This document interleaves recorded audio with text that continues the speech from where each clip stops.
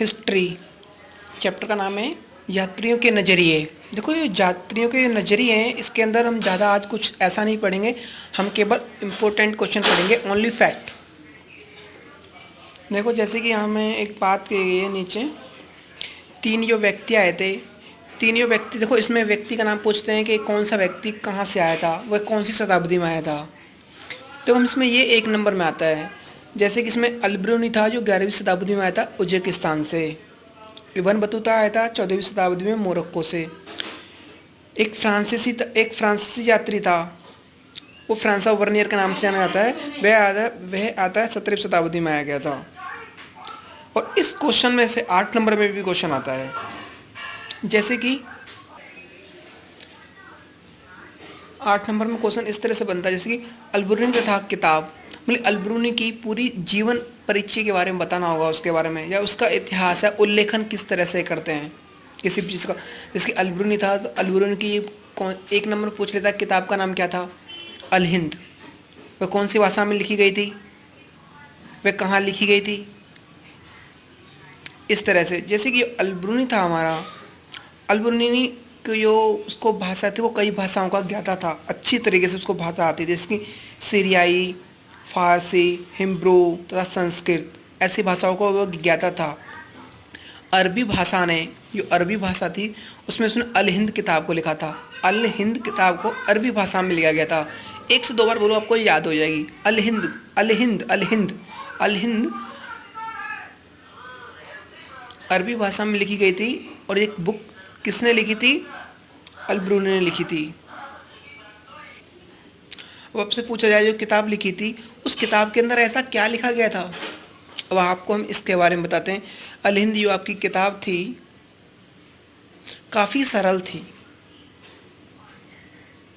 काफ़ी सरल भाषा थी। सरल भाषा का मतलब कि उसको कोई भी पढ़ के समझ सकता है, स्पष्ट था एकदम।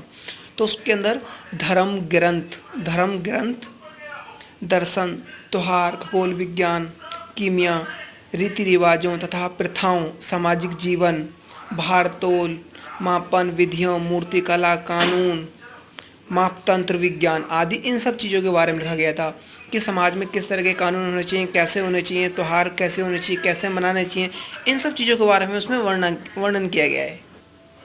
अब इसमें देखो दूसरे व्यक्ति का नाम है इब्न बतूता। इब्न बतूता की जो बुक का नाम है वो है रिहला। 2 से 4 बार बोलो मेरे पीछे पीछे, आपको हमेशा याद हो जाएगी। इब्न बतूता की बुक का नाम है रिहला।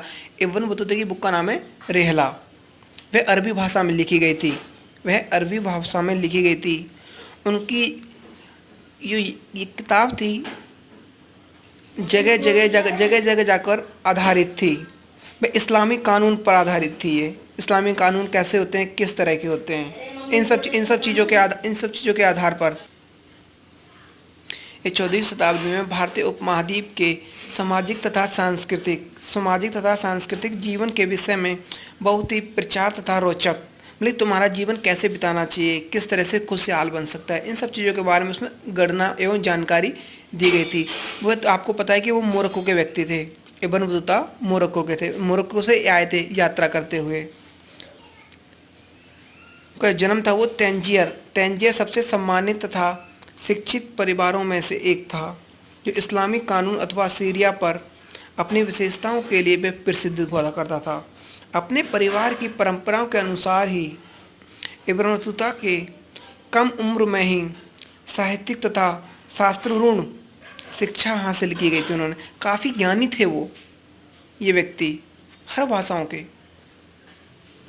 अब हम पढ़ते हैं फ्रांसवा जो वर्नियर था वो 17वीं शताब्दी में आया था, वो फ्रांस से आया था।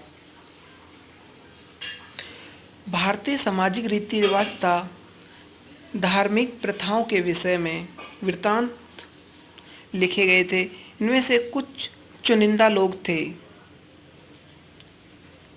जुसूई रॉबर्ट नोबली ने तो भारतीय ग्रंथों में यूरोपियन भाषा में अनुवादित भी किया गया है। सबसे प्रसिद्ध यूरोपीय लेखकों में से एक नाम थे एनेसी, जैसे कि एक नाम का नाम है बरबोसा, जिसने दक्षिणी भारत में व्यापार और समाज का एक वृत्तांत व विवरण लिखा गया है।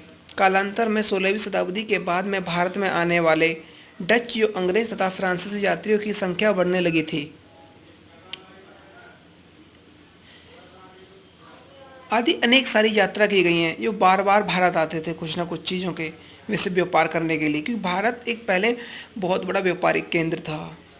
अनेक देशों को व्यापार करने के लिए, जैसे कि मसाले, सब्जी के अनेक प्रकार के, दक्षिण की साइड में बहुत सारे मसाले हुआ करते थे। जैसे कि आपने नाम सुना होगा 1498 में आया था Vasco D gamma. Vasco D gamma Kerala के कालीकट तट पर आया था। वो इतने मसाले लेके गया था एक बार में, उसने 6000 के मसाले 60 लाख रुपए में बेचे थे विदेश में जाकर। हमारा भारत इतना प्रचार था, मतलब कि इतना विकसित था वो पहले से ही।